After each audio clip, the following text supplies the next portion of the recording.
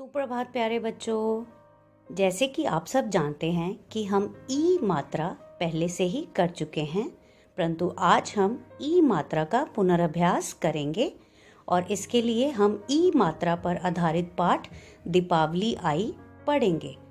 तो बच्चों, पाठ शुरू करने से पहले मैं आप सबको बता दूं कि इस पाठ को हम उच्च स्वर में पढ़ेंगे और ई की मात्रा का सही उच्चारण करेंगे। तो चलिए पाठ शुरू करते हैं। सबसे पहले शब्द के नीचे अपनी पेंसिल या उंगली रखें और पढ़ना शुरू करें।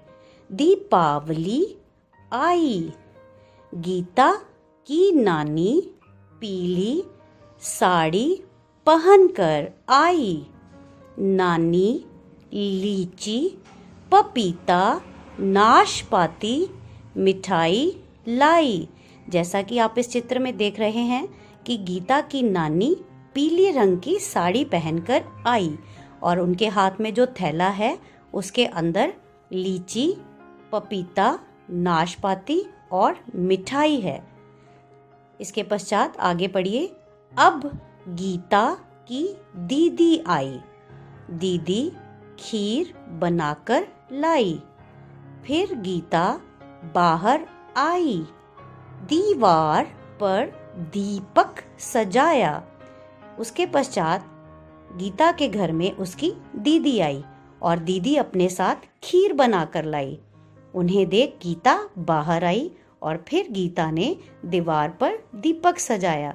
जैसे कि आप सब भी दीपावली पर अपने घर में और घर के बाहर और छत पर दीपक जलाते हैं, उसी प्रकार से गीता ने भी अपने घर की दीवार पर दीपक सजाया।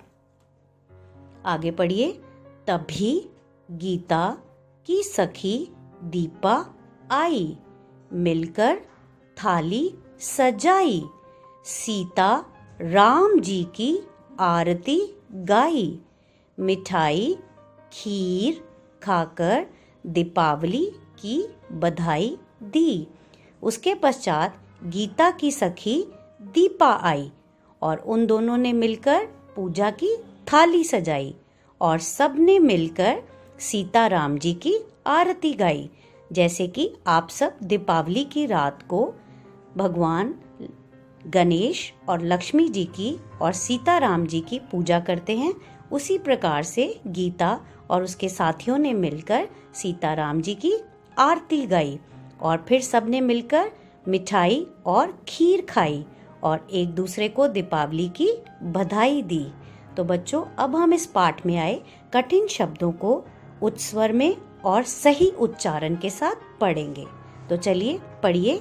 दीपावली दीपावली, गीता गीता, नानी नानी, साड़ी साड़ी, लीची लीची, पपीता पपीता, नाशपाती नाशपाती, दीवार दीवार, दीपक दीपक, तभी सखी, थाली, सीता सीता, आरती आरती, दीपावली दीपावली।